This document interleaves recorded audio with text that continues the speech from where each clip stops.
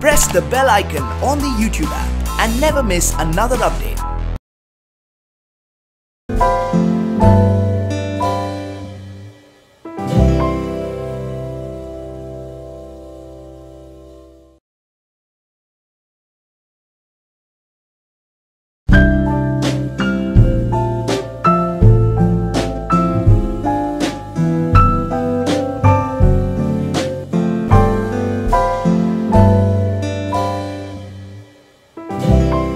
कैसा था घर का एक्सपीरियंस, बिग बॉस के घर का अब तक का, क्या बताना चाहिए? अच्छा रहा, बट बहुत अच्छा नहीं रहा। पहले भी बिग बॉस के घर में रह के आई हूँ, तो वहाँ पे उस सीज़न में जो जिया था वो इस सीज़न के साथ अगर कंपेयर करूँ तो डेफिनेटली इस बार बहुत मुश्किलें बढ़ी मेरी। बिकॉज जो घर के सदस्य थे, पहले मराठी सीज़न में जो सदस्य थे वो सेम इंडस्ट्री से थे, जान पहचान वाले थे, दोस्त थे, तो इस वजह से अच्छा कैमरा तो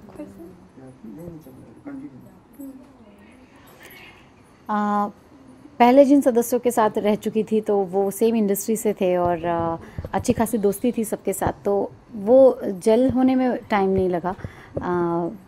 सारे ही आर्टिस्ट थे, सब में कुछ ना कुछ हुनर था, तो बहुत मज़े किए थे उस घर में, बिग बॉस के घर में। कंपटीशन भी था, लेकिन एक हेल्दी कंपटीशन था। यहाँ पर इस बार ऐसा हुआ कि बहुत अलग अलग लोगों से पाला पड़ा, और जो तरीका था खेलने का उनका कहीं ना कहीं बहुत खटकता था मुझे, क्योंकि इतना बिग बॉस देखा था उन्होंने, इतना ज़्यादा सोचते थे हर चीज़ के बारे में। कंटिन्यूसली 24 घंटे दिमाग में कोई ना कोई स्ट्रैटेजीज़ चलती रहती थी, और उन स्ट्रैटेजीज़ को पकड़ पकड़ के अपने गेम को आगे बढ़ा रहे थे। तो कहीं ना कहीं उनका रियल पर्सनालिटी मुझे दिखती नहीं थी। मैं खुद अभी तक समझ नहीं पाई हूँ कई लोगों की रियल पर्सनालिटीज़ को उस घर में। पर ये शो है कि आपके रियल दिखने का, आपके रियल लगने का। अगर आप इतना ज़्यादा कैलकुलेटिव होके चलोगे, इतना हर चीज़ को सोच सोच के करोगे, तो फिर वहाँ पे आप रियल कैसे दिखोगे? तो that's what I was wondering कि थोड़ी सी रियलिटी मिसिंग थी लोगों के बिहेवियर में इस बार। जिस तरीके से आप खेलती थी घर के अंदर, तो उसे देखकर ये नहीं लगता था कि आप जल्दी निकल जाएंगे, तो क्या कहना चाहेंगे? ऑफ कोर्स मुझे निकलना भी नहीं चाहिए था। मैं अपने आप को फिनाले में देख रही थी और फिनाले में मुझे होना भी चाहिए था, पर ये हुआ नहीं है। ये मेरे लिए भी बहुत ज़्यादा शॉकिंग है, बहुत ज़्यादा डिसअपॉइंटिंग है। मुझसे बहुत लोगों ने उम्मीदें लगाई थी कि वो मुझे फाइनल्स में देखेंगे, पर कहीं ना कहीं उनकी उम्मीदें पूरी नहीं हो पाई है। इस बात का मुझे बहुत अफसोस है। पर हाँ, मैं अपनी जगह उस घर में बना के आई हूँ, अपनी छाप उस घर पे छोड़ के आई हूँ। मेरे लिए ये ज़्यादा मैटर करता है।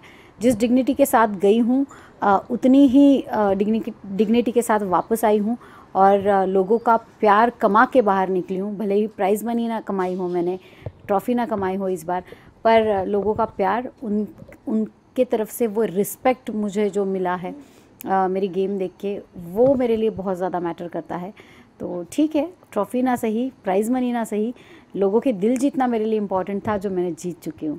तो I am very happy about it. Rohit और दीपक के साथ घर में इतने अच्छे संबंध नहीं थे आपके, तो इस बारे में क्या कहना चाहेंगे? हाँ, वो संबंध नहीं थे, क्योंकि पता नहीं वो दिमाग में कौन सी चीज़ लेके चल रहे थे कि हम सारा टाइम लड़ेंगे, झगड़ा करेंगे तो ज़्यादा से ज़्यादा दिखेंगे।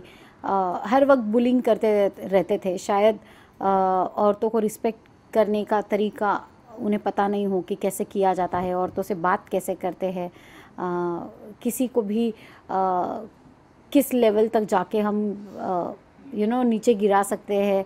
ये चीज़ें उनके दिमाग में शायद बहुत ज़्यादा फिट है कि लोगों को हम गिराएंगे, बुरा करेंगे, बुरा दिखाएंगे तो हम ज़्यादा दिखेंगे। तो दिखने के लालच में कई बार उन्होंने ऐसी ऐसी चीज़ें कर दी कि जो उन्हें नहीं करनी चाहिए थी, क्योंकि this show is not all about winning task, this show is all about winning hearts.